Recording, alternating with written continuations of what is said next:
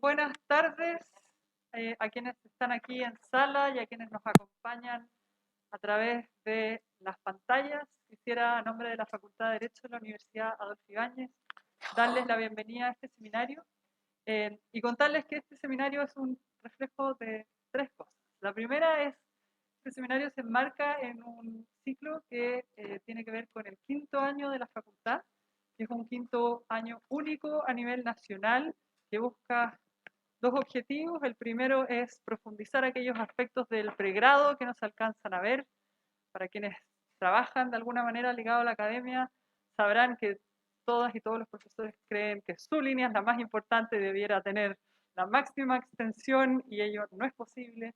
Así es que muchas de las cosas que no se pueden profundizar durante esos primeros años tienen cabida en los cursos en una malla que es totalmente flexible y que le permite a cada estudiante elegir cursos en las tres menciones: derecho público, derecho penal y derecho privado.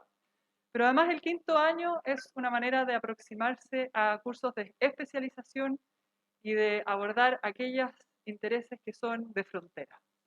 Este seminario justamente trata sobre materias nuevas en el derecho de familia y es una invitación entonces a pensar, a adelantarnos a desafíos que eh, están llegando o van a llegar con mayor fuerza en los próximos años, y entonces comenzar a buscar esas respuestas que probablemente no las tuvimos, ¿no es cierto?, en los primeros años de la formación. Ese es el primer objetivo. El segundo, como les decía, es que este seminario es un reflejo de la manera como buscamos aproximarnos a los temas. ¿Por qué? Porque hoy vamos a tener una conversación entre tres mujeres que se dedican a la profesión legal de manera distinta.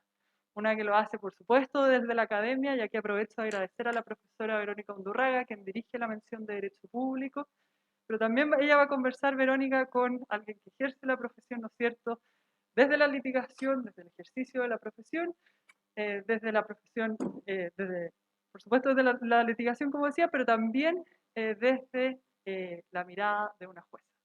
Lo que buscamos, ¿no es cierto?, es buscar esas distintas aproximaciones y abordar entonces con toda la complejidad que ello tiene los desafíos actuales del derecho. Por último, la manera como estamos aquí es también un reflejo de lo que buscamos hacer como facultad. Como les decía al principio, hay quienes están de manera remota, hay quienes estamos aquí en sala, y eso hace que aprovechemos la tecnología con todas las dificultades que ello tiene, pero la aprovechemos a nuestro favor, acercándonos a personas que quizás están fuera de la región metropolitana, quizás están más allá de las fronteras, y enriqueciendo así la conversación que podamos tener con distintas visiones. Quiero agradecer muy especialmente a quienes hacen posible que hoy estemos aquí, a todos los que participan tras bambalinas, y por supuesto quiero agradecer muy especialmente a nuestras dos invitadas por darse el tiempo de venir y sobre todo por la generosidad con que estoy segura abordarán el desafío que hoy nos proponemos. Muchas gracias. Le paso la palabra a Verónica Undurraga, que nos quisiera moderar. Muchas gracias, Isabel. Muchas gracias por haber venido, las personas que están aquí en la sala y también las personas que nos acompañan desde sus lugares de trabajo o desde sus casas por medio de Zoom. Estoy muy contenta de poder ampliar un poco la experiencia que tienen nuestros y nuestras estudiantes en el quinto año con esta posibilidad de tener cursos intensivos con profesoras y profesores especialistas en sus temas. Este año inauguramos este curso, este semestre, en la mención tanto de Derecho Privado y también en la mención de Derecho Público. Este es un curso que daba crédito a ambas menciones, porque se trataba de Derecho Procesal de Familia. Y teníamos el lujo de tener a dos profesoras que voy a pasar a presentar ahora y que han sido protagonistas también de la construcción y de la evolución del derecho de familia en Chile, precisamente trabajando en estos temas con casos, llevando casos a tribunales y resolviendo con sentencias esos casos en temas de nuevas técnicas de reproducción. Y ahora vamos a hablar de cuáles son los desafíos para el derecho de familia en estas nuevas técnicas de reproducción. Aquí me imagino que tendremos personas que son abogadas y abogados y que les interesa específicamente el tema, pero también vamos a asumir que hay personas que quizás están pensando en acceder a estas técnicas o personas que trabajan en organizaciones de la sociedad civil que tienen que hacer, por ejemplo, cabildeo político o estudiar jurídicamente estos temas. Entonces, todas y todos bienvenidos. Vamos a tener un lenguaje lo más sencillo posible, de manera de que todo el mundo pueda seguir la conversación. Y paso entonces inmediatamente para aprovechar el tiempo a presentar a nuestras invitadas. No vamos a tener exposiciones, vamos a tener una conversación. Tengo a mi lado izquierdo a Macarena Rebolledo, abogada en la Universidad Católica de Valparaíso, jueza del segundo juzgado de familia, magíster en Derecho Público y también máster en Derecho y Género, magíster en Derecho Público en la Universidad Austral y también máster en Derecho y Género de la Universidad de Jaén, y ha sido una de las juezas pioneras en que sus sentencias en estos temas han marcado realmente una jurisprudencia que después los demás tribunales han seguido construyendo sobre ella. Y son un lujo de sentencias, hay que decir, para las profesoras y profesores que nos toca enseñar sobre estas sentencias. Ya a mi lado derecho tengo a Daniela Horvitz, ella es abogada de la Universidad de Chile, socia de Horvitz y compañía, presidenta de la Asociación Internacional de Juristas de Familia, presidenta de la Comisión de Familia de la Unión Internacional de Abogados y además permanentemente elegida para ganarse todos los premios sobre la mejor abogada de familia en distintos, en el fondo, rankings, porque no solo de uno, sino que de muchos distintos. Ella no quería que pusiera eso, pero como yo soy la que estoy moderando aquí, lo puedo decir. Bien, entonces, lo primero es como hacer el panorama, ¿no? De qué tipo de casos estamos hablando, de qué situaciones estamos hablando cuando estamos pensando en estas nuevas formas de reproducción y sobre los desafíos que presentan al derecho de familia. Básicamente, estamos pensando y esperamos alcanzar a discutir hoy día casos, por ejemplo, de autoinseminación, y que puede ser autoinseminación artesanal que se hace en las casas. Macarena nos va a contar y vamos a conversar sobre qué situaciones se dan a propósito de estos casos que parecen curiosos, pero se dan en Chile, hasta sabemos que existen estas formas más sofisticadas en que uno puede encargar por internet un kit a Noruega a través de una página web en que uno escucha la voz del donante y puede elegir exactamente todas las características que quiera tener, que tengan esos gametos, por ejemplo. Entonces, uno es ese tema de la autoinseminación. ¿Qué pasa ahí cuando en el fondo se prioriza o por problemas de acceso o por problemas de privacidad, se prioriza ese método? En segundo lugar, vamos a hablar de técnicas de reproducción asistida, la mayoría, sobre todo de fertilización in vitro, ¿no es cierto?, que es una forma de concepción extracorporal y que puede hacerse, nosotros sabemos, por personas solteras, por parejas heterosexuales y por parejas del mismo sexo también. A propósito de eso, surge otra arista que probablemente vamos a tocar muy por encima, pero está toda la situación de qué pasa con embriones que quedan criopreservados, por ejemplo, y puede haber muchas situaciones complejas después del divorcio, después de la muerte de uno de los miembros de la pareja, ¿no es cierto?, que había guardado esos embriones, o cuando la pareja permanece pero no quiere utilizar esos embriones, también eso ha causado mucho problema en Chile y en otras partes. Por último, tenemos la situación de la gestación subrogada. Esto es lo que a veces la gente conoce como arriendo de útero o vientre de alquiler, que son términos espantosos, que en el fondo porque cosifican totalmente, ¿no es cierto?, a la mujer, pero a veces también se habla de maternidad subrogada. Y nosotros vamos a ocupar el término gestación subrogada porque en el fondo muchas de las veces que que la mujer gestante no quiere reconocerse como madre, ¿no? Y esta gestación subrogada puede ser altruista o no pagada. Vamos también a hablar sobre algunos casos sobre esto, en que se ofrece la mamá de una mujer joven que no puede gestar ella, o se ofrece la hermana, o se ofrece una amiga, una prima, por ejemplo, ¿no? Y puede ser con el óvulo o los espermios o los espermios de la pareja que encarga, ¿no es cierto? O bien con gametos donados por tercero o eventualmente con el óvulo de la mujer gestante y con espermatozoides donados, por ejemplo, y eso lo hacen, por ejemplo, parejas homosexuales también. Entonces, empecemos ya que tenemos como la gama, no vamos a hablar de clonación, porque para eso ya todavía no llegan los casos, No. ya te llegarán, pero... No. ¿Ah?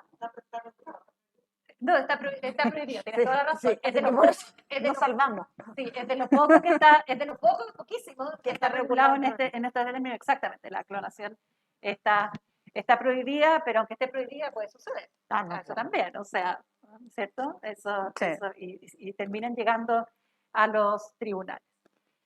Entonces, empecemos entonces con las preguntas, así como ya en términos generales, antes de meternos en cada una de estas situaciones que las vamos a ir viendo una por una.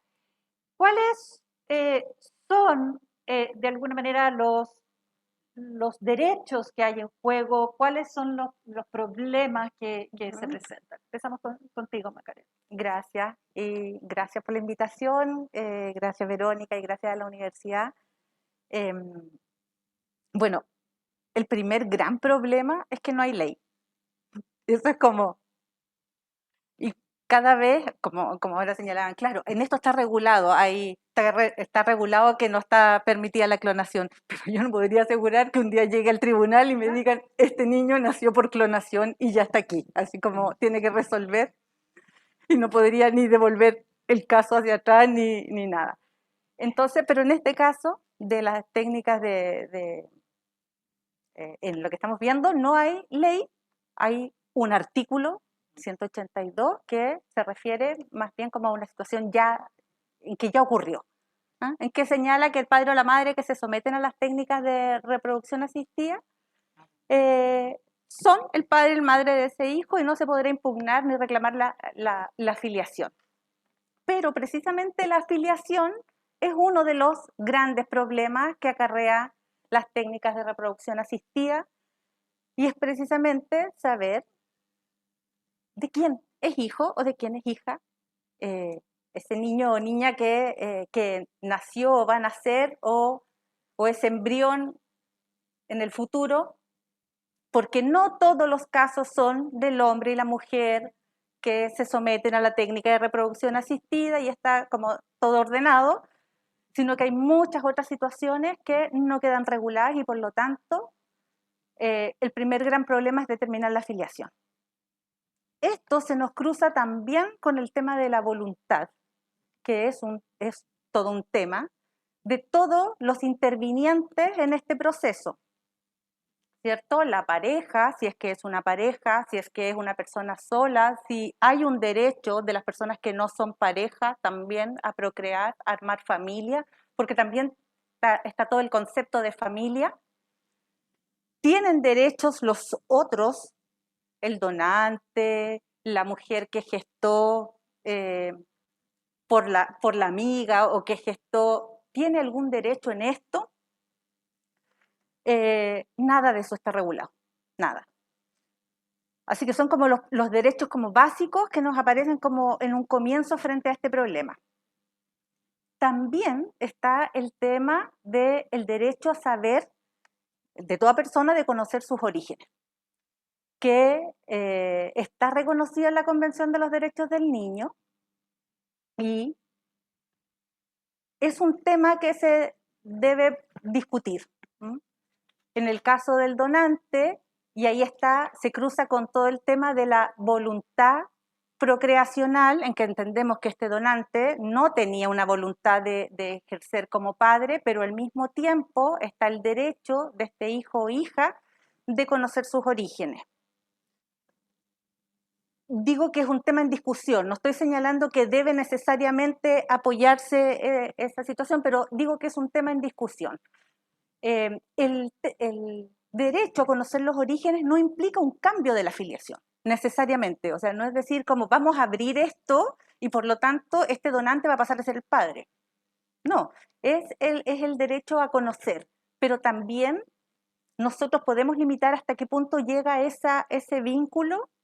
Podemos decir, no, lo vas a conocer solamente hasta esto, o solo para saber si tiene antecedentes médicos que te pueden afectar, qué sé yo, genéticamente, como podemos nosotros ir poniendo ese límite, es un tema. También está todo el tema de qué tanto pesa la biología o lo biológico, ¿cierto?, frente a las otras, frente al vínculo afectivo y social.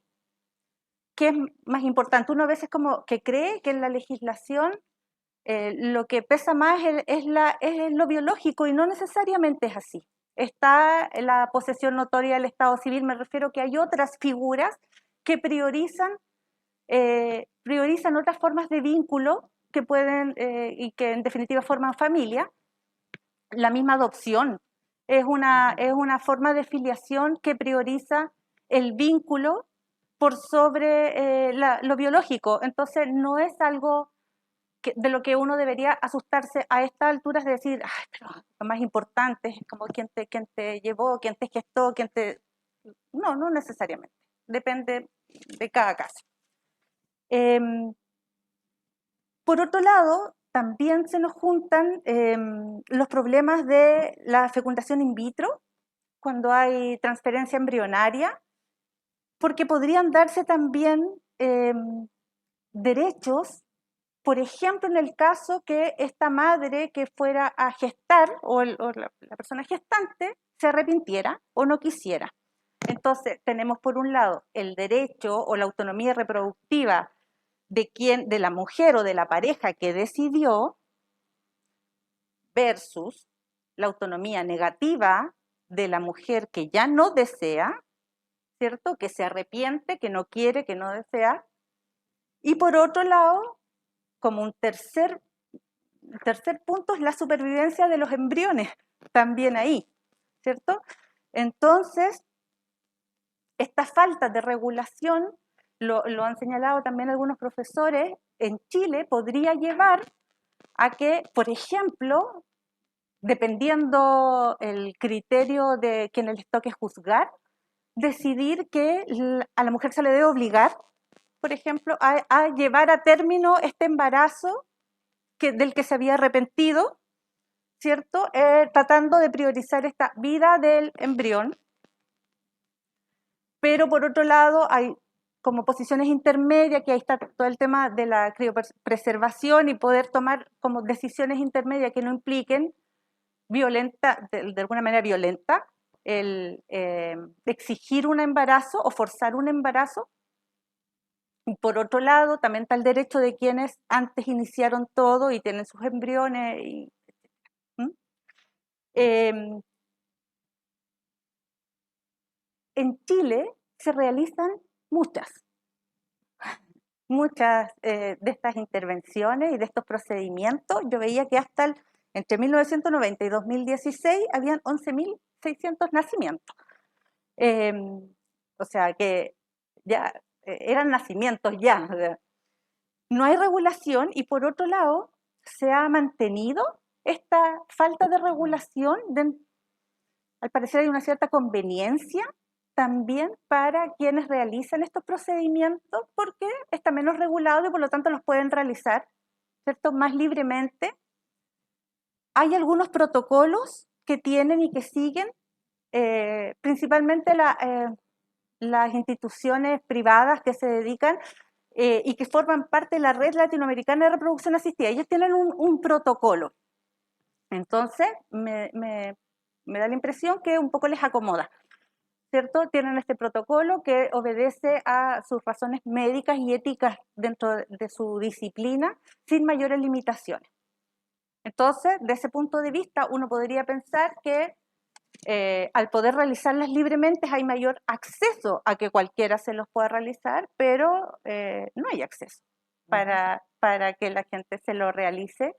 Esto tiene costos y por lo tanto no está al alcance de todas las parejas que quisieran o personas solas que quisieran acceder.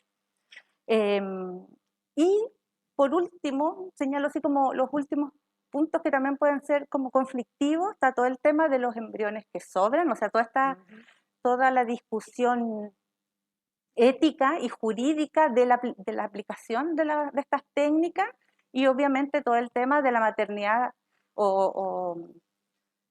subrogada o gestación subrogada por precisamente cuando no está regulado y puede dar origen a formas de violencia, por ejemplo, contra mujeres que no están en una posición de poder negociar y que les puede servir en ese momento, pero en definitiva igual es un abuso.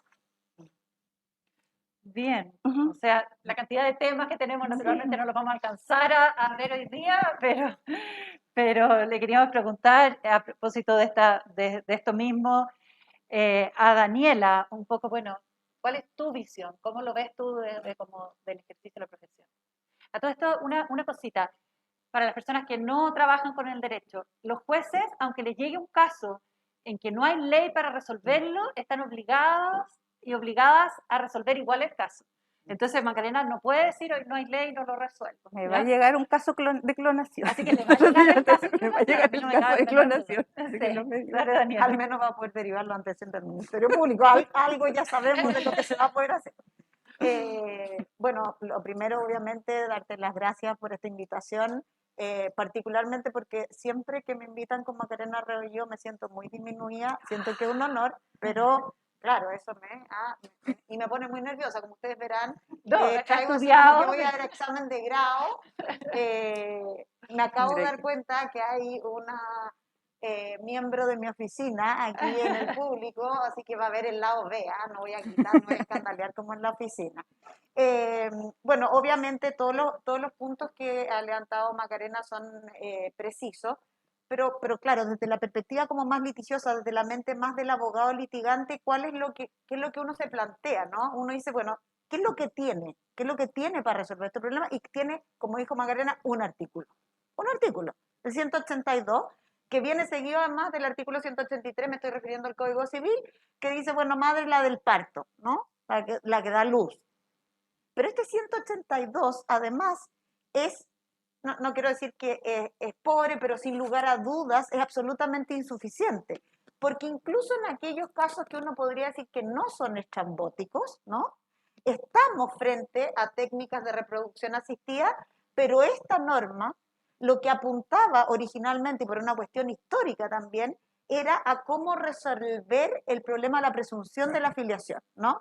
Una vez que empiezan a existir la técnica de reproducción asistida, la idea es, bueno, ¿qué hacemos? ¿Cómo resolvemos esto? Y se pone frente a la situación de decir, bueno, si es por reproducción asistida, entonces esta no se va a poder impugnar con la metodología conocida, ¿no? Recordemos la norma, la del 182, que era en el fondo que las personas que se someten a técnica de fertilización asistida, ¿no es cierto?, se consideran el padre y madre de este niño que van a nacer. Y agrego que tiene el complemento, ¿no? De que dice, y estas no podrán ser impugnadas. Exacto. ¿Ya? Porque esa es la gran diferencia respecto de lo que llamaríamos la maternidad o paternidad simplemente biológica. Pero ya del solo análisis de esa norma se dan, como lo recoge un libro del sistema afiliativo chileno, una serie de circunstancias, como relató alguna Macarena, que estando dentro de este concepto normativo no se dan exactamente las bases, en que habla de un hombre y una mujer que se someten. ¿Cuáles, por ejemplo? El marido que señala que no consintió en el tratamiento, la mujer soltera o divorciada que se somete al tratamiento con donante. todo esto, si bien está dentro de este concepto del artículo 182, no da exactamente con los presupuestos, pero debería poder aplicársele la razón jurídica que está detrás de esto. La maternidad por encargo, que se partió denominando así, ¿no? Primero por una hipótesis, la mujer que no puede llevar un embarazo, o sea, que está en condiciones, por ejemplo, tiene óvulos, etcétera, pero no es capaz corporalmente, por algún impedimento, de llevar a cabo un embarazo. Ya sea que incluso esto se lleve a cabo con una inseminación con semen de su propio marido, o sea, podríamos estar en la circunstancia de marido y mujer que estén en esta situación. Y aquí quiero hacer un paréntesis, hay muchas cosas que hablar y si divago mucho tú me dices, mamá, yo estoy acostumbrada a que me interrumpan, es como parte del ejercicio de la litigación que a uno lo cercena. Como 5 minutos, abogada. 5 minutos, abogada, vaya al punto, abogada, es difícil. Pero bueno, en este caso, por ejemplo, hablando de un marido y una mujer, ¿no? Que se someten a esta técnica, pero que la mujer no tiene condiciones, ¿no? El marido sí va a ser el padre, porque el semen va a ser del marido. Y la mujer recién podría optar, en nuestra legislación, ¿no? Habría que dar la vuelta larga de pensar en que esa mujer podría adoptar a ese hijo propio, ¿no? Por tener el beneficio además que es el hijo del marido, ¿no? Entonces, aquí ¿por qué les doy este ejemplo? Porque al final la norma no alcanzó evidentemente a ponerse en la cantidad de situaciones que la ciencia hoy día efectivamente nos plantea. El marido y la mujer que no pueden procrear ninguno de los dos y entonces usan esto que efectivamente vulgarmente se llama el vientre de alquiler. Y la última situación, ¿no? De que se congela ya sea el semen simplemente, los óvulos simplemente, o las situaciones más complejas e interesantes que vemos en derecho internacional, cuando se congela ya el embrión, que lo postergan consensuadamente, incluso contractualmente. Y aquí viene la otra parte que me interesa a mí como abogado, el tema contractual, porque aquí estamos hablando eventualmente en materia de derecho privado, y en derecho privado lo que no está prohibido está permitido. Y entonces Chile se enmarca dentro de un grupo de jurisdicciones en que no tenemos regulación, pero no tenemos prohibición expresa, ¿no? Que es lo que decía la magistrada, que esto es necesariamente porque estamos tarde o porque también hay grupos de interés a los que este vacío legal y esta falta de regulación finalmente les permite alguna holgura para realizar algunas cuestiones. Entonces, claro, no quiero ser, porque entiendo que no todo el mundo, no todo el público es abogado, pero aquí hay todo un tema respecto también lo que mencionaba Macarena del tema de la búsqueda de la identidad. Históricamente en Chile se ha relacionado la búsqueda de la identidad con la identidad biológica. Y desde mi perspectiva, legislaciones bastante más avanzadas, como por ejemplo la canadiense o la brasileña, ya no relacionan la identidad necesariamente con la biología, como lo decía la magistrada, sino que hablan de las relaciones socioafectivas y que esas son mucho más valiosas. Y entonces este estereotipo papá y mamá, una sola mamá o un solo papá, se olvidan. En Canadá se llega, ¿no?, a algún extremo en que uno puede tener 2 papás, 2 mamás o podría tener 4, respecto de quiénes va a tener derechos hereditarios, derecho a alimentos, etc. Yo entiendo que después vamos a hablar de esto porque al final del día, ¿qué es lo que hay? ¿Qué es lo que yo diría que es lo que nos permitiría resolver estos casos? ¿Dónde nos tenemos que fijar? ¿A quién tenemos que proteger? Y yo diría que a quien tenemos que proteger y la única persona de la cual nos tenemos que preocupar finalmente es del interés superior de ese niño o niña que se vio gestada por cualquiera que sea el procedimiento. Pero frente a una realidad, nació un ser humano y ese ser humano le vamos a dar más derechos o le vamos a dar menos derechos. Eso es lo que no estoy aburrido. No. De todas maneras, o sea, esta es, digamos, ese es el punto. También tenemos una cantidad de litigios para determinar cómo entendemos el interés superior de los niños y las niñas, ¿no es cierto? Porque también hay veces en que se entiende de una forma muy confrontacional con sus propios progenitores y no necesariamente eso tiene que ser así, o a veces se entiende de una forma extremadamente paternalista cuando ya se trata de niños o adolescentes más grandes, ¿no es cierto? Entonces es bien difícil también como acotar el estándar, y además es un estándar muy casuístico, ¿no? Una determinada situación que puede parecer muy similar a otra, en realidad hay que mirar si esa niña y ese niño están bien en el contexto específico de la familia. Hay un tema que adelantó Macarena, que es el tema de acceso, ¿no es cierto? En Chile, yo también quería comentar que uno de los médicos que ha tenido más liderazgo, que fue pionero en el fondo, y muchos médicos que trabajan en esto, que han sido pioneros en temas de reproducción asistida, cuando yo, desde un punto de vista de abogada, decía, pero qué horror, no está nada regulado, qué manera de haber aquí muchos riesgos, uno solo ve riesgos, ¿no es cierto?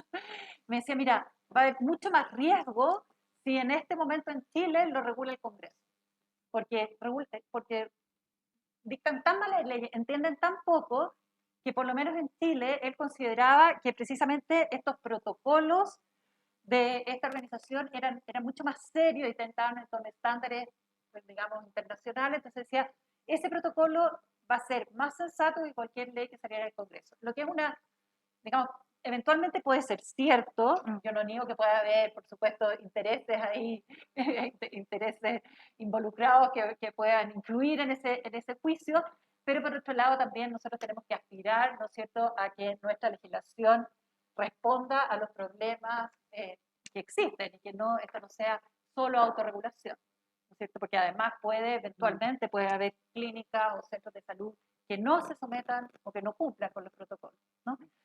Bien, hablemos entonces de autoinseminación.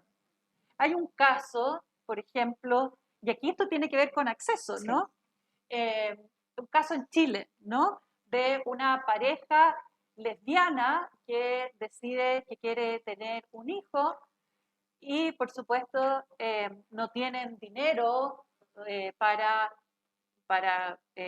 acceder a una clínica que le pueda conseguir los gametos, etcétera. Entonces le piden a un primo que si les puede donar el semen. El primo dice que no se quiere meter en eso, pero la pareja del primo le dice, yo no tengo problema, y yo les dono el semen, lo mete en un frasquito, se lo entrega a una de las mujeres de la pareja del mismo sexo en el patio de comidas de un mall, para que vean ustedes lo artesanal que es esto. La inseminación casera resulta, nace este niño, ¿no es cierto? Y el progenitor biológico de alguna manera siente como el llamado a la paternidad y dice, yo quiero, entonces pide demanda, ¿no es cierto?, un régimen de comunicación con el niño.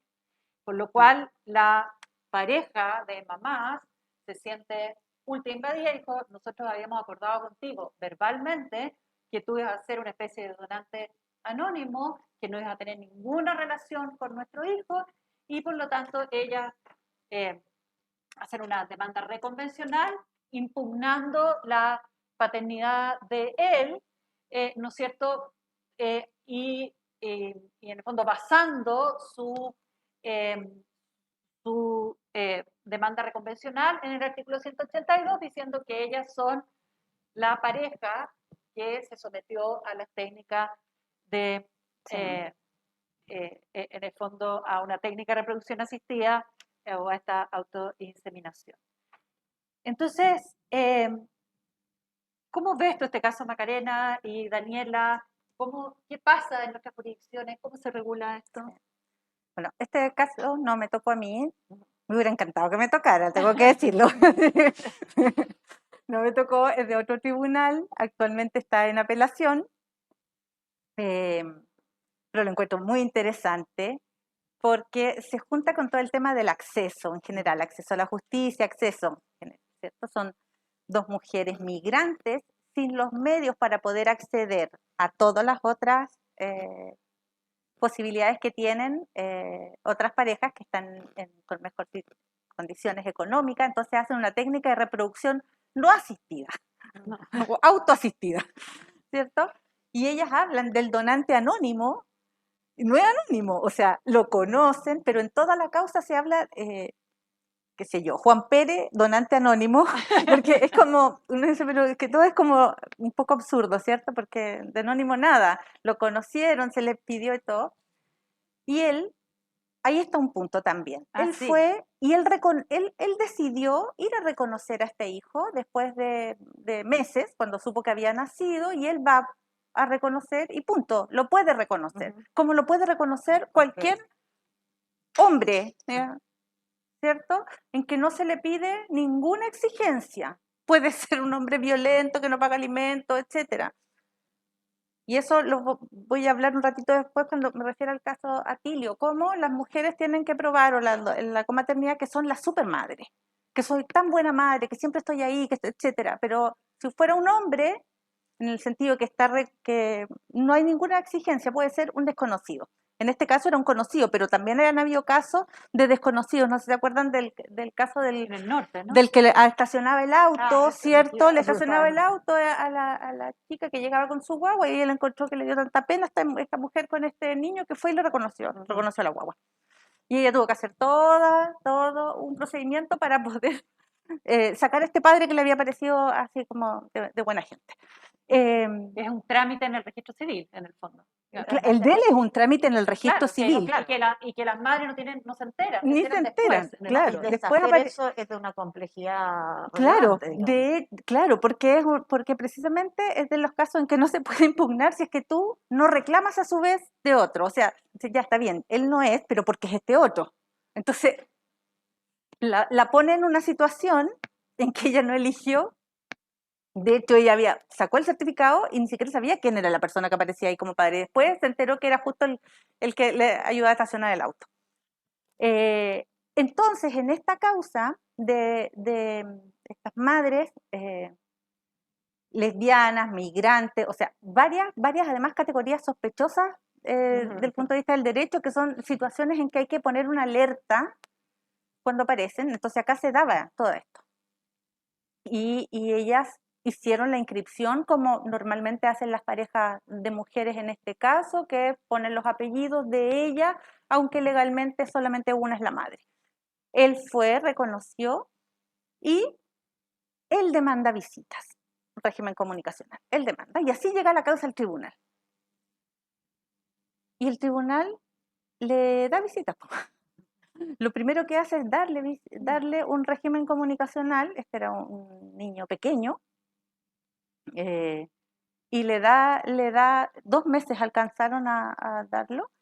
Ellas contestan y demandan reconvencionalmente la reclamación de maternidad. Y el tribunal no acepta. Luego viene otro juez en la audiencia distinto al que resolvió y anula.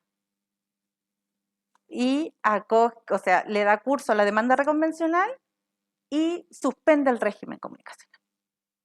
Lo que muestra aún más la necesidad de la legislación. Porque entonces estamos a la suerte de qué juez le toca o no, si tienen o no la posibilidad de ir a un tribunal, porque a lo mejor ellas podrían haber antes iniciado su propia causa, pero a lo mejor no tienen, porque había un tema de acceso en diversos planos. Ya. La demanda, o sea, la sentencia acoge la demanda reconvencional. Esto quiere decir que se declaró la comaternidad de ambas y este padre queda fuera. Sin embargo, surge igualmente todo el tema de la discusión de el conocer los orígenes y el poder tener algún vínculo. La consejera técnica, me parece, y el curador de esa causa estaban en contra de acoger la demanda de comaternidad, porque señalaron que todo hijo debe vivir con un padre y una madre, y eso de todas maneras era mejor. La jueza falló no siguiendo esas indicaciones. Sin embargo, surge todo el tema de si se podría o no, sería bueno o no para ese niño el conocer a esta persona, sabiendo que ambas son sus madres, y tener algún tipo de vínculo. Lo planteo así porque efectivamente en muchos casos hay familias que esto lo asumen como una Ujú. suma de afectos, Exacto. ¿cierto? Cuando o fue un amigo de ambas que fue donante y él es como, no es el progenitor que vive, pero sí tiene algún tipo de vínculo o cercanía. Entonces, también depende de la familia en particular.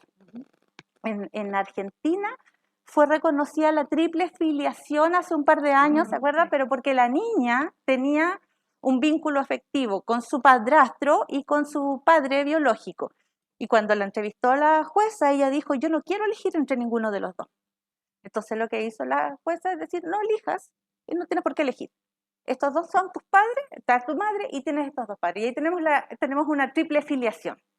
Todavía en Chile eso no se ha dado. No se ha dado. Que ya está complicado No, con la comaternidad. no, hay que esperar un poco de tiempo. Pero hay una puerta abierta.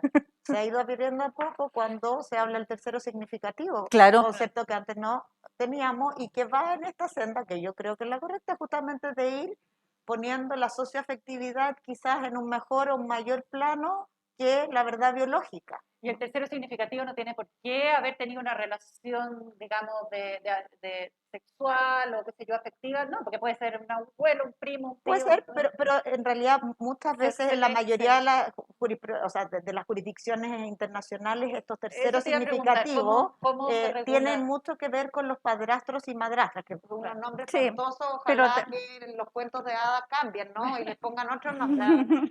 Yo que soy una gran madrastra, a mí me perturba mucho. Pero bueno, pero yo creo que Macarena dio en el clavo en un concepto.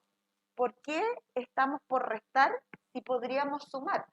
Efectivamente, los abogados de familia decimos, oiga, dos, son papá y mamá nomás, se matan en tribunales por el régimen comunicacional, los alimentos, y aquí colegio hay, qué calcetines se ponen. Imagínense si son cuatro, ¿ya?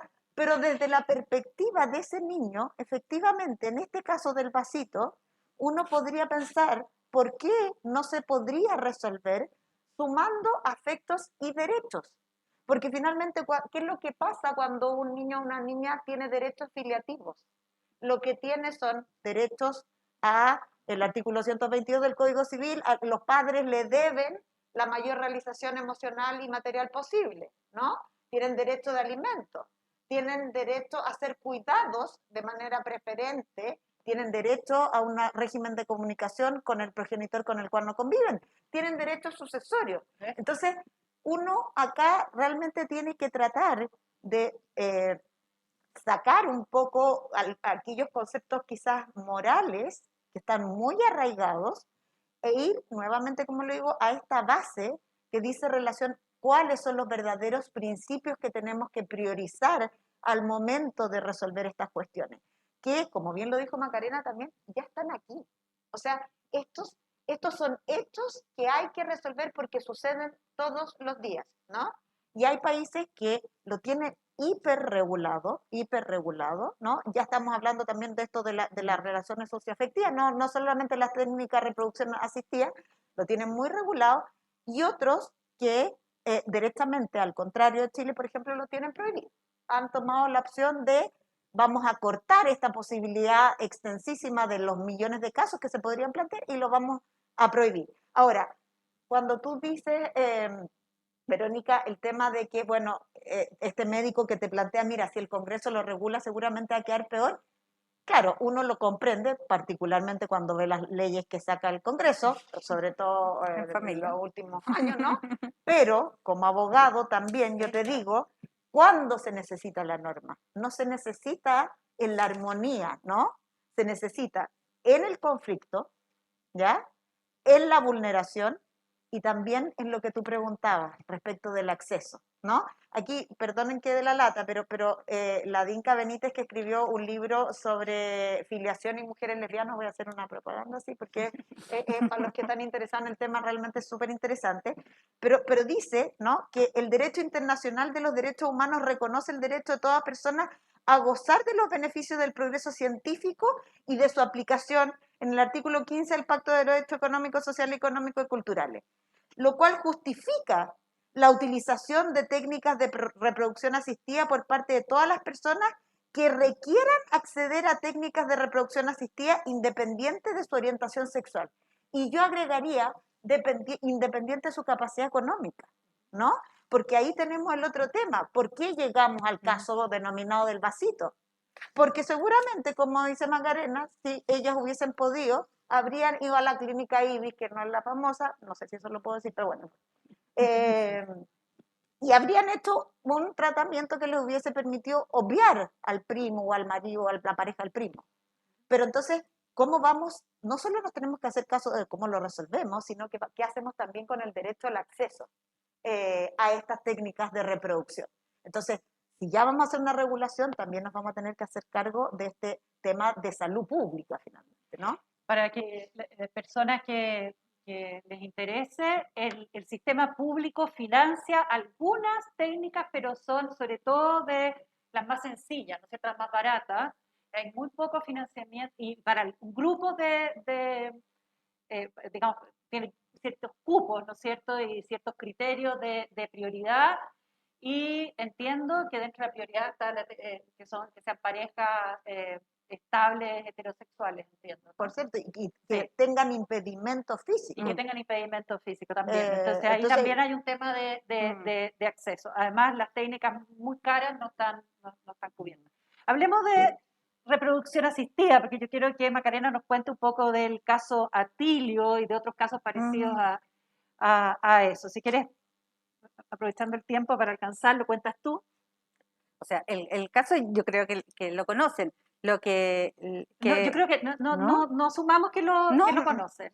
Ya. La sentencia la dictó Macarena y ha sido una sentencia que después ha sido citada en muchos casos parecidos. Y lo que sí yo voy a decir que este es un caso que de alguna manera es parte de lo que se llama un litigio estratégico, ¿no? Un litigio estratégico que lleva adelante una organización que trabaja por los derechos de la diversidad sexual, ¿no es cierto?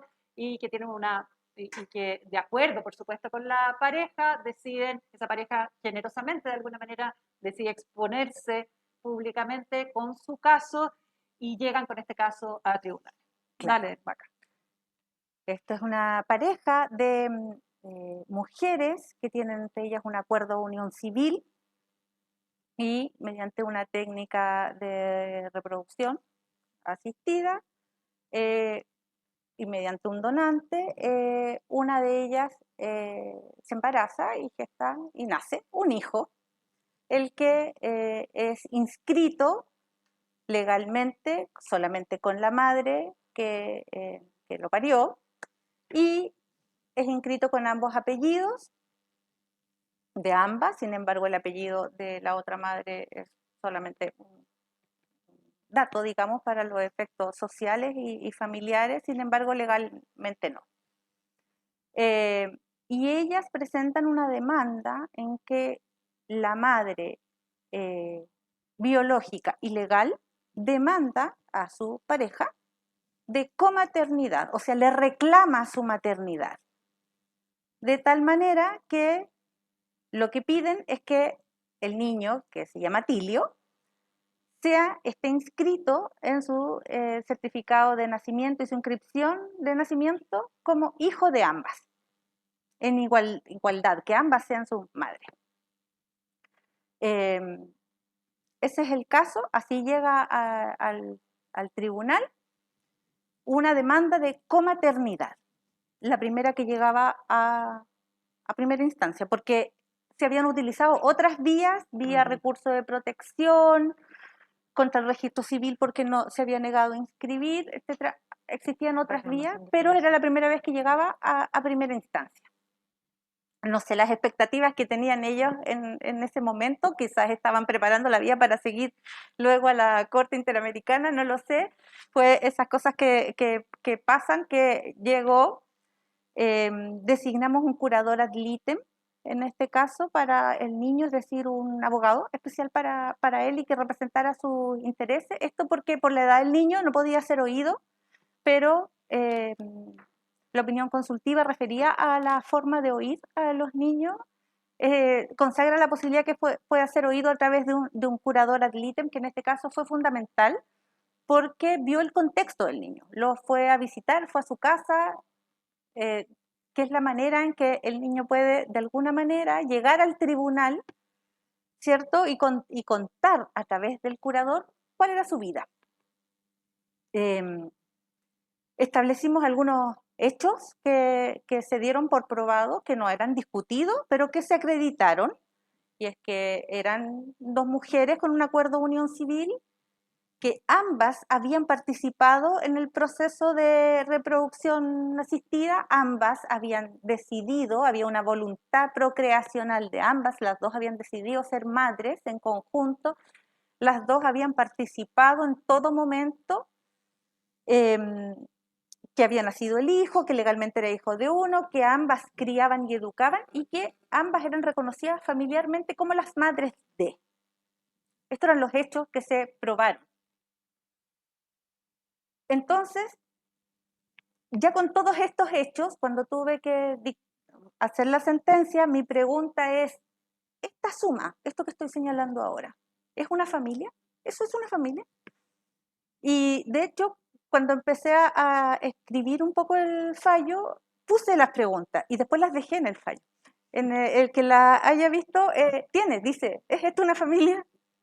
Porque encontraba que a mí me habían servido y a lo mejor a quien los leyera también iba a entender cuál había sido el razonamiento. Ya. Y para determinar si son o no una familia, el punto era, ¿qué es una familia? ¿Tanto? Y ahí me fui a las convenciones internacionales, porque no está definida acá una familia, lo que es una familia. Llegué a la conclusión, bueno, ahí está en el fallo, digamos, porque sí lo eran. Avanzábamos como un paso más. Y si son familias, ¿cuál es la responsabilidad del Estado con quienes son familias? ¿Qué es lo que el Estado nos prometió? ¿Qué es lo que nos dijo el Estado a través de las distintas leyes que nos iba a otorgar por el hecho de ser familia? Y ahí un poco con el acuerdo de unión civil, es decir, la misma legislación que tenemos, más las convenciones internacionales, la decisión fue como siguiendo su cauce y considerando además el derecho a la identidad de Atilio, ¿cierto? Con quién él se relaciona, y esto tiene que ver mucho con el derecho a la identidad dinámico, que no es solamente lo biológico, lo legal, etcétera, sino a quien yo identifico como los míos, el derecho a la igualdad, porque la otra opción, no rechazar la demanda, ¿qué implicaba para él? Implicaba desigualdad. Desigualdad con respecto a otros hijos en esta situación. Falta de derechos en muchos aspectos.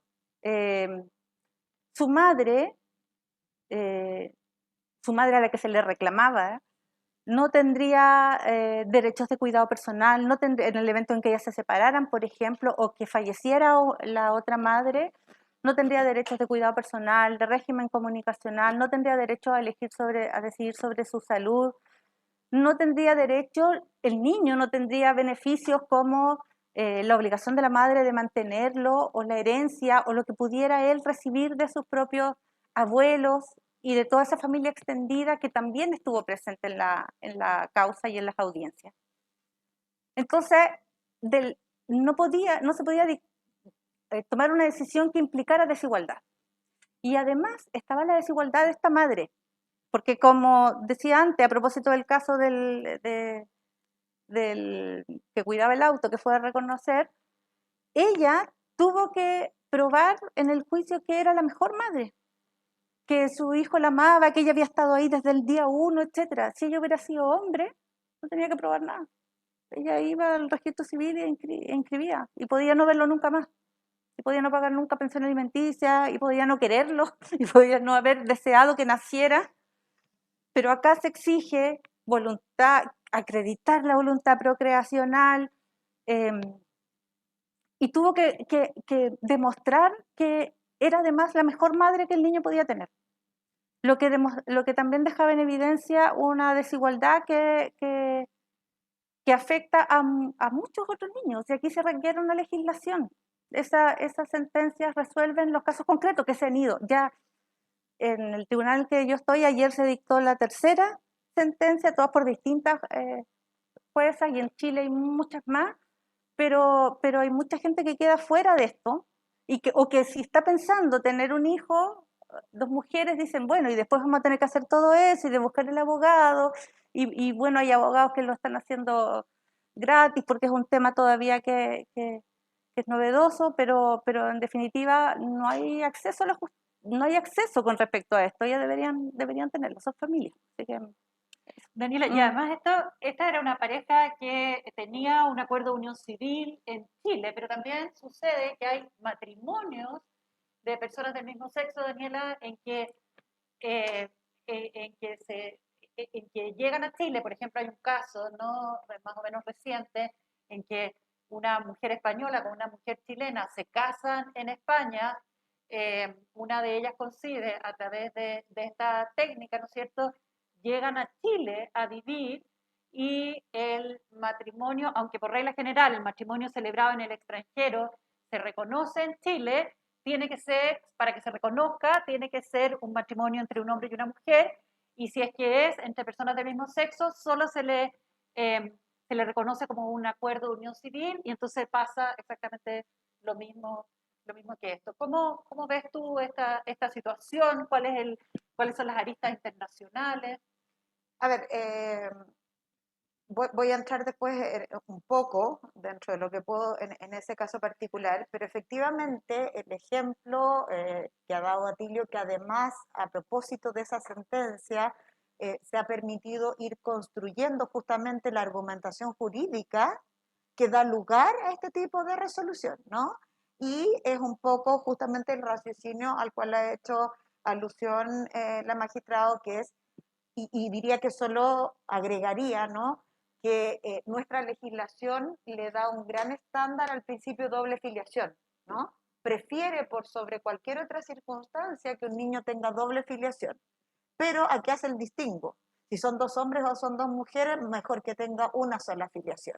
Y esa es una discriminación, una diferencia completamente arbitraria, ¿no? Entonces, ese es otro gran argumento. Lo estoy pensando y conversando ya como abogado litigante, cómo construyo una demanda hoy día de reclamación de paternidad o de maternidad en estas circunstancias en las cuales nos estamos refiriendo, todos estos derechos que pierde este niño o esta niña, a los cuales ya hizo referencia Macarena, el tema de justamente este deber del Estado que habla de la familia y de proteger a la familia, pero no lo define como tal. Y entonces las familias, que es lo que a mí me gustaría que dijera ojalá esta nueva constitución, ¿no?, que el deber es de proteger las familias, este constructo sociocultural, ese es el deber del Estado, proteger ese constructo, ¿no? Y que además está frente a este vacío legal, como tú bien lo explicaste al principio, está este principio de inexcusabilidad, la igualdad ante la ley, y que además finalmente, y como residual, que el artículo 183 no prohíbe, el artículo 182 solamente permite o establece, pero no hay ninguna prohibición. Pero, ¿qué es lo que pasa cuando esto no es de común acuerdo, como en el caso, ¿no? Y ahí viene el gran drama real, que en el caso que tú mencionas, ¿no?, se celebra en España un matrimonio homosexual absolutamente permitido y regulado, ¿no?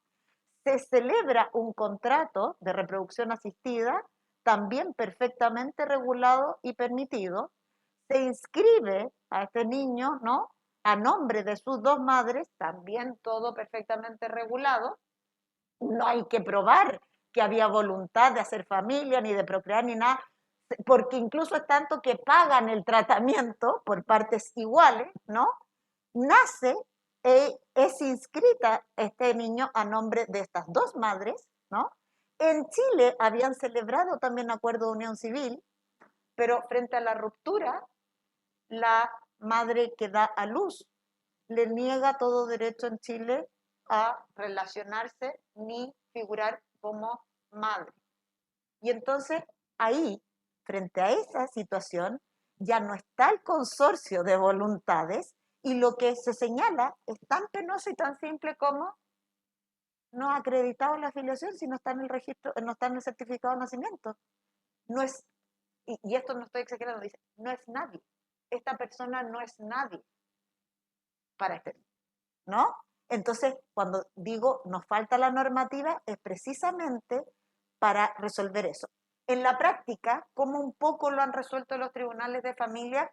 En 2 o 3 sentencias que me ha tocado ver, incluso hay un voto muy interesante en la Ilustrísima Corte de Apelaciones de Santiago al respecto, a través de las medidas de protección, porque se entiende que efectivamente privar a un niño de una relación socioafectiva que era relevante, ¿no? Privarla de esta relación familiar es una grave vulneración de derechos. Y frente a la falta de norma, el tribunal no se puede abstener. Y por analogía, ¿no? Y por aplicación del principio de equidad, etcétera, tiene que hacer un constructo normativo que le permita priorizar este interés superior y proteger a este niño frente a estas circunstancias. Pero resulta que las medidas de protección son acciones cautelares, provisorias, y entonces no resuelve el asunto de fondo, ¿no? Hay que estar todo el rato o sea, tendría que yo estarla renovando cada 180 días, cuestión que comprenderás que además de la incerteza jurídica no cumple el estándar de satisfacción de protección de los derechos de ese niño. Otra construcción que se han hecho los abogados litigantes, y en esto quiero hacer una mención especial a las clínicas de las universidades. ¿Ah? Sí. Han hecho un gran trabajo, diría que si no fuera por las clínicas de la universidad y de la Fundación Pro Bono, que se ha abocado a traer a lo mejor del mundo jurídico para construir y resolver estas situaciones, probablemente ni siquiera lo estaríamos conversando, es la acción de rectificación de partida, que ya no es sede de tribunales de familia, sino que en los juzgados civiles. Y ahí hay un caso súper interesante de un matrimonio de 2 hombres que contraen matrimonio en Israel y vienen con su hijo inscrito y hacen este procedimiento de rectificación de partida. Pero es tan arraigado la oposición que el juzgado civil ordena al registro civil hacer la rectificación y el registro civil se opone y hay que recurrir de protección para que cumplan con una sentencia judicial. Ahora, perspectiva internacional, y termino con esto porque yo sé que están retando, yo que he sido moderadora, es terrible este trabajo. Solo para los que les interese, ¿no? Hay una opinión consultiva de la Corte de Estrasburgo del 10 de abril del año 2019, que es muy interesante porque se refiere particularmente a la maternidad subrogada, ya a la gestación subrogada. Y entre las virtudes que tiene es que hace un análisis de 43 países, ¿no? Y solo para que veamos el nivel de confusión que podemos llegar a tener para ejecutar resoluciones o situaciones jurídicamente aceptadas en un país que no lo son en otra. En Chile tenemos la situación vecina, con Perú, ¿no? Con Perú, que hay mucha, claro, gestación subrogada, que van los médicos y las parejas chilenas a Perú. Perdón, Miami, si hay que ser, esto voy a hacer como la Elia Molina, digamos la verdad, ¿no? Van a Miami y en Miami la legislación en el estado de Florida tiene la virtud de que si el contrato se celebra antes de la gestación, se deja desde ya establecido que al momento de nacer va a quedar a nombre de los padres que encargaron la gestación. Y entonces a Chile llega como que hubieran ido de vacaciones y volvieron con un cabro chico que viven a nombre de los dos y no hay ni un problema. Fíjense que en ese caso que me tocó atender, el único problema era la FP, cómo lo hacía para el postnatal, porque no había tenido el prenatal. Entonces, entonces esto que parece como que uno es un poco risible, al final dejemos de hacernos los tontos, ¿no? Porque aquí hay un principio superior que tenemos que proteger. Y para terminar, 43 países analizó la Corte de Estrasburgo. En 9 de los 43 países, la maternidad subrogada está permitida y regulada. En 10 está tolerado. Tolerado quiere decir que no se dice nada, por lo que no está prohibido está permitido, ¿no? 24 explícita o implícitamente prohibido, que sería el caso de Chile, porque se dice que es contrario, algunos dicen a la buena costumbre, y otros En 19 de los 43, la madre puede establecer la maternidad que no es la genética. Y el registro es posible en 16 de los 19 países en que está tolerado y en 7 de los 24 que está prohibido. ¿Qué hacemos con este escándalo? Claro, es muy complejo. Además, imagínense una pareja, este es un caso real, en gestación subrogada, ya pasando para gestación subrogada, y con esto abrimos las preguntas, pero es como para que se imaginen la situación. Y esta es una situación subrogada altruista, o sea, eran 2 parejas que eran muy, muy, muy amigos, ¿no es cierto? Una de ellas tenía 3 niños y la otra no podían tener niños por la mujer tenía ovarios, pero no podía gestar, ¿no es cierto? Era un drama, por razones de salud, pero un drama, y la amiga íntima del alma le dijo, ¿sabes qué? Me da demasiada pena verte así, entonces yo me ofrezco a ser la gestante de tu hija, pero de tu hijo, me acuerdo si era niña o niño. Pero finalmente, por las reglas, en el fondo por la aplicación, la madre es la amiga, ¿no es cierto?, por el parto, y era con el espermio del marido de la pareja que encargó. Entonces, es la madre, es la amiga, y el padre es el padre biológico, que es el verdadero padre, quiere ser padre, en el fondo. Pero aquí hay otro marido, ¿se fijan? Entonces, es un... Hay un caso, bueno, Macarena lo conoce mejor, hay una sentencia acá en que fue la abuela. Sí. La abuela era la madre. La abuela era la madre también. Y, Sí. y ¿cuál es el problema que tenemos también? Porque muchas veces esto se resuelve en otros países a través de los dictámenes de los tribunales supremos. Pero como en los casos que vemos en Chile generalmente hay consorcios, o sea, están de acuerdo. En este caso, obviamente, la abuela quería que reconocieran que su hija era la madre y no ella. Ella simplemente había prestado, ¿no?, el envase para que su hija, que no podía ser madre, lo fuera. Claro. Y desde el día 1 ella decía, reconozco Claro, que la madre también, fue. claro. Exacto. Sí. El punto es que no hay ninguna uniformidad. Aquí estamos sometidos al arbitrio, particularmente cuando hablamos de tribunales de familia, donde se resuelve conforme a la sana crítica. Y la sana crítica tiene virtudes y tiene el defecto de que frente a vacíos, ¿no?, las máximas de la experiencia y los principios de la lógica pueden ser muy diferentes entre una persona y otra. Claro, entre tribunal y otro. Bueno, tomemos preguntas, ¿no? Tenemos un poquito de tiempo, alcanzamos, ¿no? Ah, ya. No sabía. Yo no sabía si no hay se tienen que No hay retirar. pregunta. No sabía si la decana nos estaba apagando la luz o quería hacer una pregunta. Ya.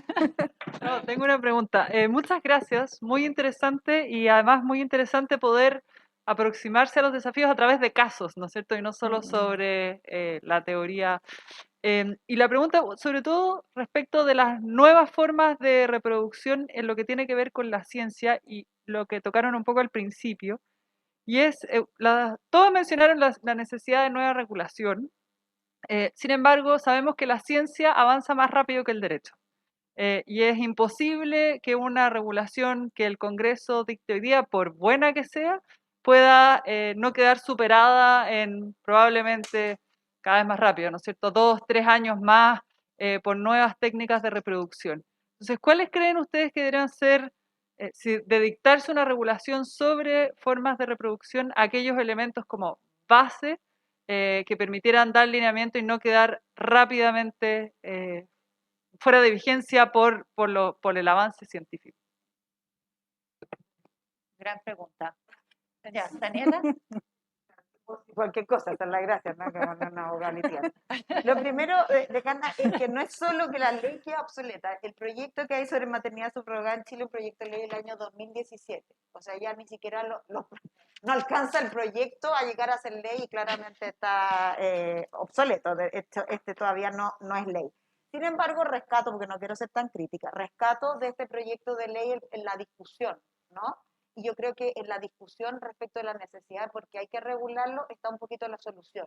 Y me colgaría de este proceso constituyente para decir que si en la Constitución reconocemos las familias, ¿no?, y reconocemos explícitamente a los niños, niñas y adolescentes como sujetos de derechos, ¿no?, entonces tácitamente vamos a poder dar una solución a aquellos casos que pudieran llegar a plantearse en el futuro y que no tengamos contemplado.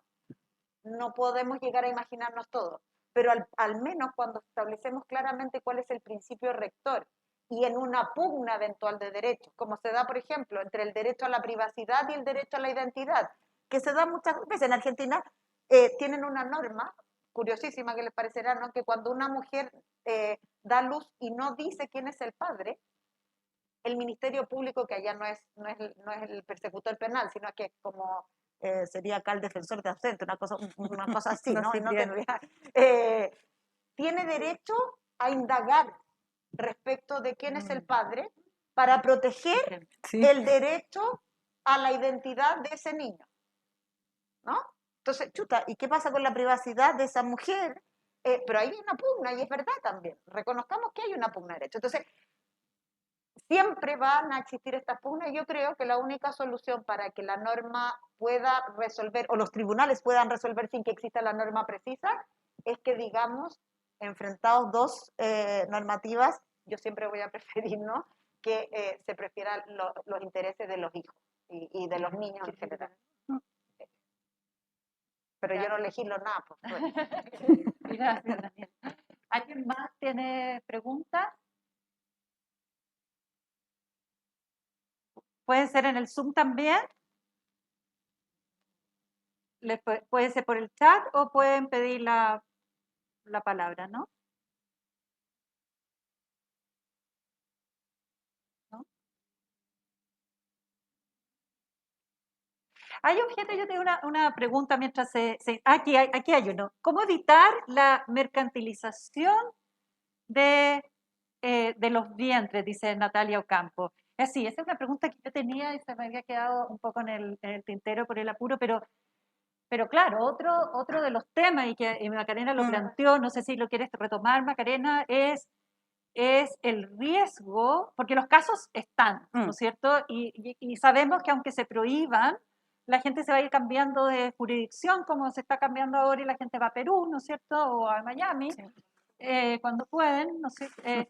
Entonces, pero ¿cómo te imaginas tú, siguiendo un poco la pregunta de la decana, cómo te imaginas tú una buena regulación en el tema de la gestación subrogada para proteger también a las mujeres que puedan, en el fondo, en los casos en que se paga, ¿no es cierto?, en que puedan hacerlo para poder vivir, ¿no es cierto? Y también lo otro es la situación de niños que después, porque los niños tienen una discapacidad o algo, la pareja que encarga en el fondo ese niño después no lo quiere recibir, y por supuesto que la mujer gestante tampoco quiere quedarse con ese niño porque no era lo que tenía planificado. ¿Cómo lo hacemos? ¿Cómo lo hacen en otros países? No sé cómo lo hacen en otros países. Esa es la verdad. No sé cómo lo hacen en otros países. Yo recuerdo que cuando me tocó el caso de gestación subrogada de la abuela, mi única aproximación que tenía era haber visto una novela brasileña que era Vientre de alquiler. Esa era mi máxima aproximación en que la madre se había arrepentido. Se daban todos estos problemas jurídicos, pero eso era todo lo que yo sabía.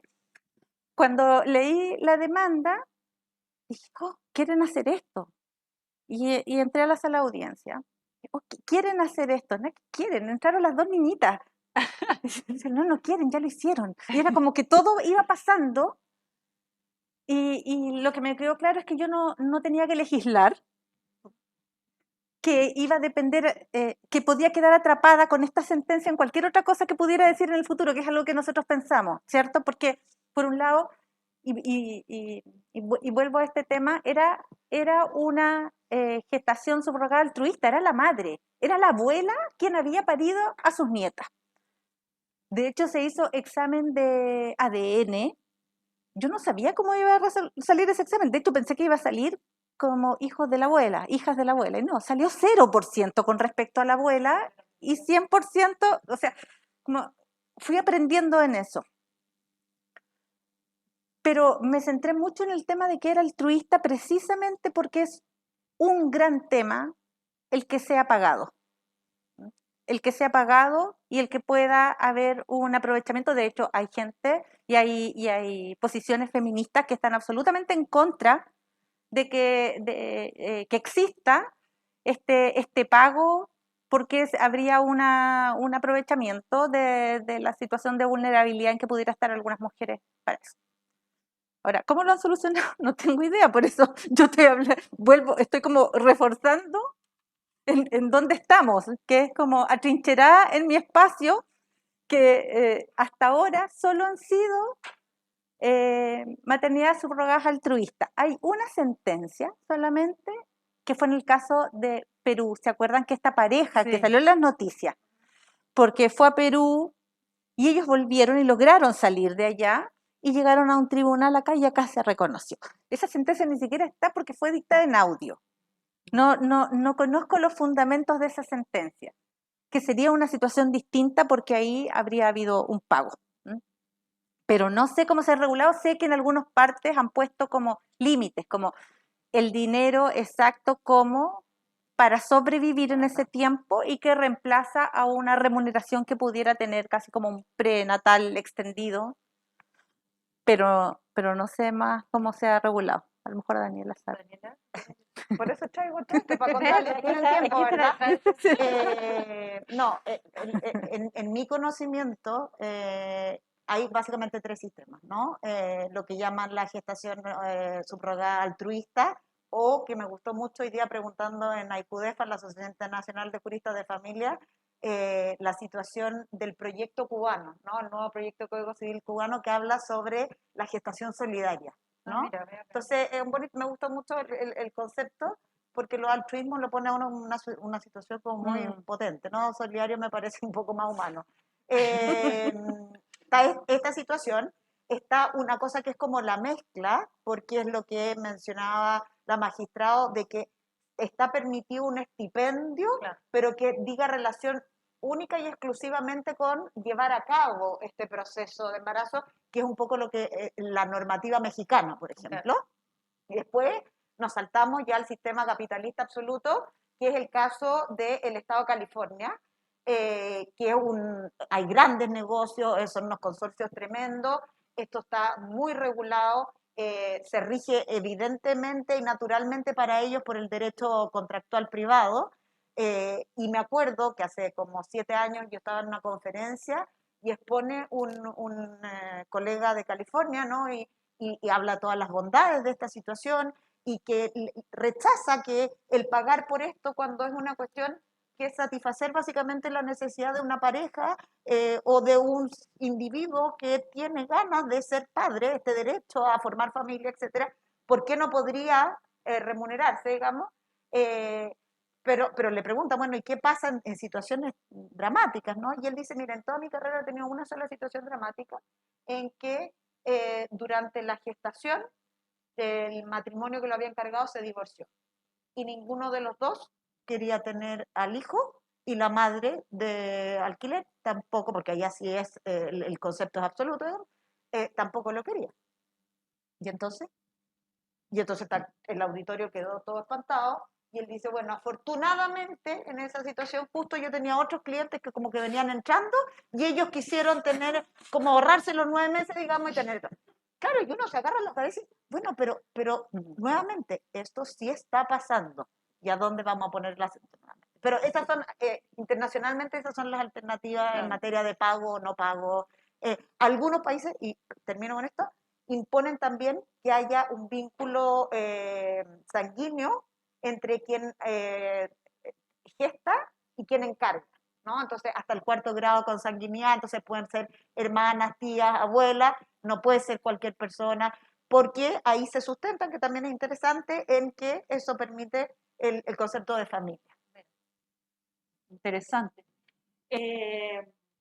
Y entonces Daniela habla como del panorama internacional y uno puede hablar del panorama feminista también, porque también hay feministas que defienden, hay un artículo extraordinario de Marta Nussbaum, que es una feminista más liberal, ¿no es cierto?, muy inteligente, una filósofa, en que dice hay que evitar las situaciones de abuso, pero situaciones de abuso hay mucho más allá de este tipo de situaciones, y no limitar la autonomía de las personas, y tiene un artículo que defiende en el fondo. Y también, por ejemplo, una organización feminista muy importante en México, que GIRE, también ha optado en el fondo por el reconocimiento regulado de la gestación subrogada, porque dice es peor prohibirlo y que la cosa pase a la clandestinidad también. Entonces es bien... ahí hay un debate como en el feminismo, como con la prostitución, sí, como con, ¿cierto? O como con la pornografía, y también respecto de estas técnicas. Bueno, y para ir terminando, bueno, muchas gracias por las felicitaciones, Marcela Miranda, muchas gracias, Constanza, pero teníamos una pregunta arriba que tengo que encontrarla. Leila Escobar, quedó súper preocupada y con justa razón, respecto del caso del señor que estacionaba los autos, de que... No, es que es cierto. No, Sí, no, pues. pero el Sí. riesgo es verdadero también. Lo que pasa es que a la gente no se le ocurre tanto, pero ¿de qué forma se puede evitar el hecho de que si un niño o niña no tiene filiación paterna determinada, no se corra el riesgo de que cualquier persona pueda ir a reconocerlo sin tener vínculo con ese niño o niña? No se puede evitar. No.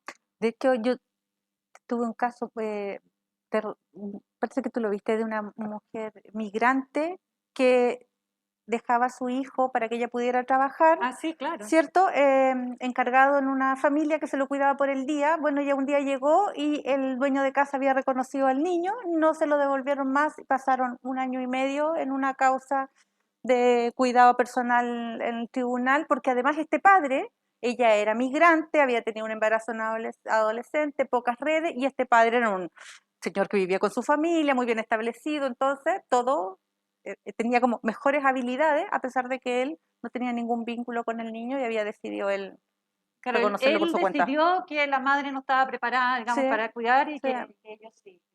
¿Cierto? Bien, creo que tenemos la última pregunta. ¿Cuál es el nombre al que Daniela hizo mención sobre el lesbianismo y maternidad? ¿Cuál es el nombre del caso? No, el libro. Este. No. La Dinka ahí te está Ay, mandando. pero le había contestado Constanza Yáñez, Ah, sí. filiación y mujeres lesbianas Sí, de Dinka Benítez Piraino. de Dinka Benítez. Bien, muchas gracias por haber participado. Tuvimos un súper buen público, tanto acá como en línea, y tuvimos una conversación interesantísima, como yo me la esperaba de todas maneras, ¿no es cierto? Bueno, y con esto pueden ver un poquito, tomarle un poco el gusto de lo que es las discusiones que tienen nuestras y nuestros estudiantes en clase, especialmente cuando tenemos la posibilidad en el 5º año de invitar personas que están trabajando en los casos específicamente, que están trabajando en los temas día a día, y así nuestras estudiantes y nuestros estudiantes pueden como ir poniendo un pie, ¿no es cierto?, en la vida profesional. Pero quisimos darle la oportunidad también a todas y todos ustedes y al público en general y las personas que pueden ver después esto en forma diferida, de en el fondo conocer y estar con nosotros aquí en la Universidad Adolfo Ibáñez. Muchas gracias, Daniela, muchas gracias, Macarena. Muchas gracias. Gracias a ti, muchas gracias por De la venir. Gracias. Y les teníamos como un pequeño regalito de agradecimiento, por supuesto que está al otro lado de la sala, pero ya viene. Ya me pareció bien interesante. Ya me pareció. Muchas Para gracias. endulzar un poquito Muchas gracias. el día. Bueno, muchas gracias.